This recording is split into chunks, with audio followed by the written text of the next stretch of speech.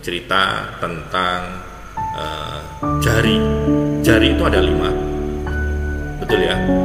Tangan kanan saja atau tangan kiri saja itu ada 5. Ada jari yang pertama adalah jari ibham atau jari jempol, ibu jari. Nggak tahu itu kenapa kok disebut ibu jari. Kenapa nggak bapak jari itu? Ibu jari. Nah, satu saat diceritakan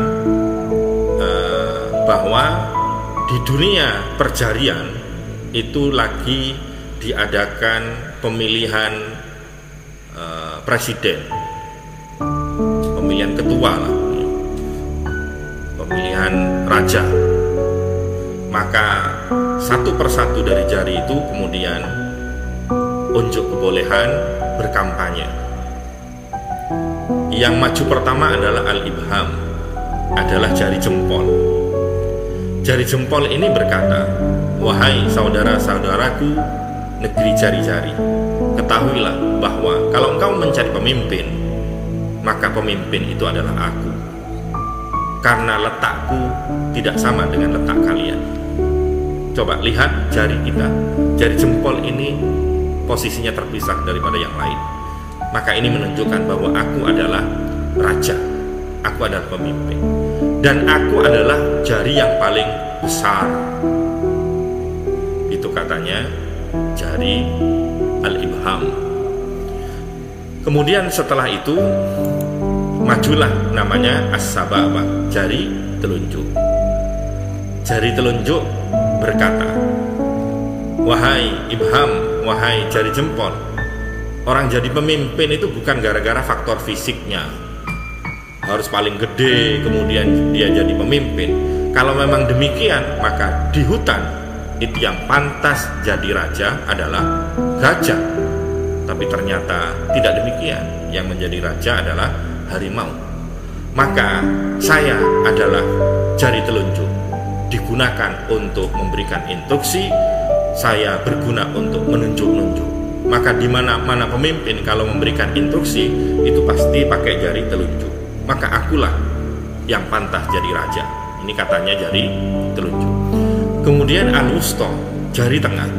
Jari tengahnya berkata, "Wahai saudara-saudaraku sejari-jari, yang pantas menjadi raja adalah aku.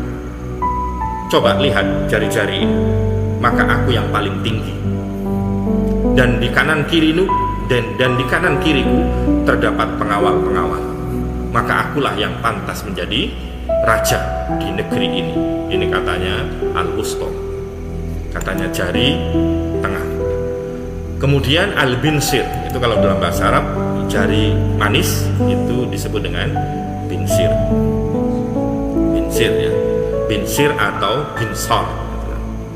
Binsir itu kemudian berkata, dia ngeledekin semuanya, jari jempol, jari telunjuk, jari tengah, kamu itu cuma merasa bahwa kamu pantas menjadi raja. Itu menurut anggapanmu sendiri. Bahwa sesungguhnya yang pantas menjadi raja dan memimpin itu adalah aku, jari manis, aku. Kenapa? Karena manusia itu kalau beli cincin, kalau tunangan, kalau menikah, maka cincinnya itu dikenakan kepada aku. Cincin itu layaknya mahkota, maka mahkota diserahkan kepadaku. Maka akulah yang pantas menjadi pemimpin. Ini katanya binsir. Kemudian terakhir hening, tidak ada suara. Khinsir atau jari kelingking, dia diem saja.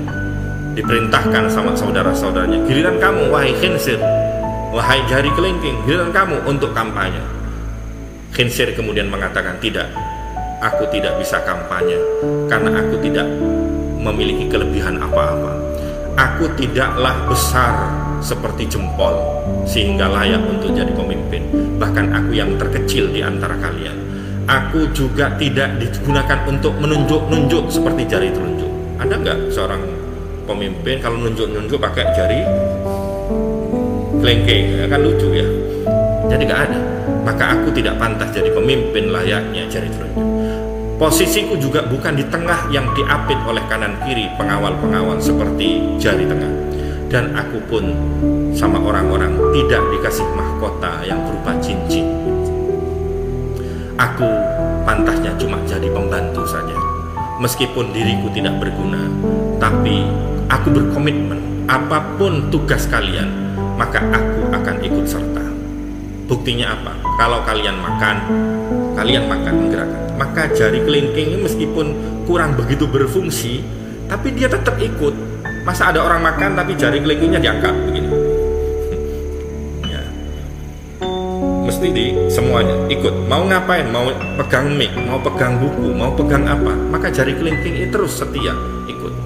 Maka katanya si Khinsir, aku rela sudah menjadi pembantu kalian, dan memang itu pantas buatku. Maka akulah pembantu kalian. Aku tidak pantas menjadi raja.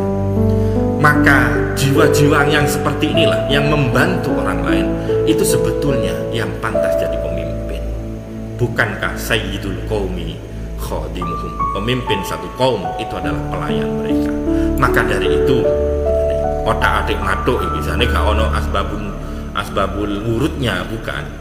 Maka baginda Rasul Shallallahu Alaihi Wasallam kalau mengenakan cincin, Rasul tidak mengenakannya di jari manis, tapi Rasul meletakkannya di jari kelingking, di khinsir.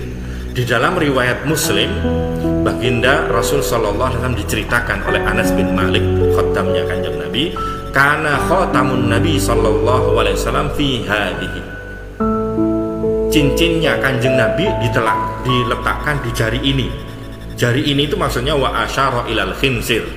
Maka Sayyidina Anas itu mengisyarahkan kepada jari kelingking. Maka itu hikmahnya. Maka Rasul meletakkan cincin beliau di jari kelingking. Ini mengisyarahkan bahwa itulah sayyidul qaumi khadimuhum. Maka kalau kita kepingin jadi pemimpin, ya kita harus banyak membantu orang lain dengan apapun yang kita punya. Yang punya harta dengan hartanya, yang punya ilmu dengan ilmu, yang punya tenaga, silakan bantu orang lain dengan tenaganya.